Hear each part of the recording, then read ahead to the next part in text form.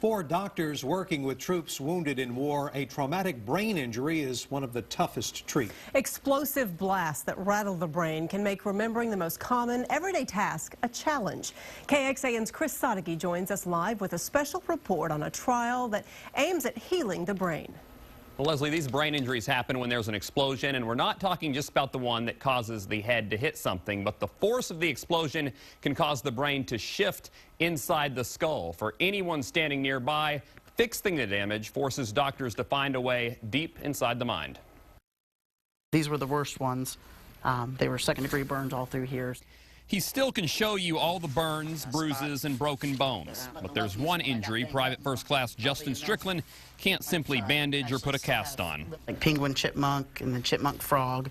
This is how that injury heals. The one before the lemur was the lemur, so you'd click on the button. Remembering the order of each animal, remembering every multiple of 3, and matching each emotion with each face. It's all an exercise to repair Strickland's brain. It goes through the different weeks and shows you how well you did. Repaired from something it can't even remember.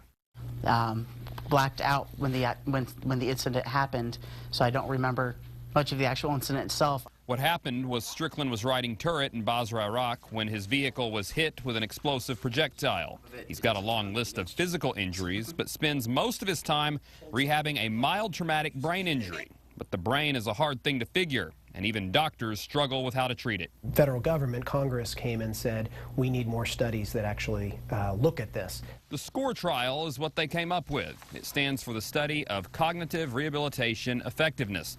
Neuropsychologist Dr. Douglas Cooper has been treating brain injuries for service members at Brooke Army Medical Center for 8 years. This trial searches for the best way to do it. It's our obligation to try and make them whole again, to take care of them, and that's really what this study's all about. PFC Strickland spends about an hour and a half a week rehabilitating those physical injuries he suffered, but he spends 10 hours a week here in the SCORE trial trying to remember how to do things many of us do without even thinking. I had a problem remembering words and phrases. Strickland's recovery and the exercises being used for it will be compared to 180 other patients over the next 3 years who are being treated with different manual methods to see which methods are the best. That we can then disseminate that intervention, that we can give the manual to other people and say, this has been helpful for this sort of patient. A lot of what it's helped me do is just kind of ignore the other voices that go on in your head sometimes. Amazingly, you can thank the animals. They force the brain to work. You learn little tricks to help you with it each time. Tricks that could heal minds and help Private Strickland get back on track. I get to go back with my guys. Want to get my degree in music therapy. Now, there are 4 different arms of treatment patients in this trial receive. When the trial is done, they will look at what treatments worked best for what type of brain injury. The patients in this trial suffered mild traumatic brain injuries.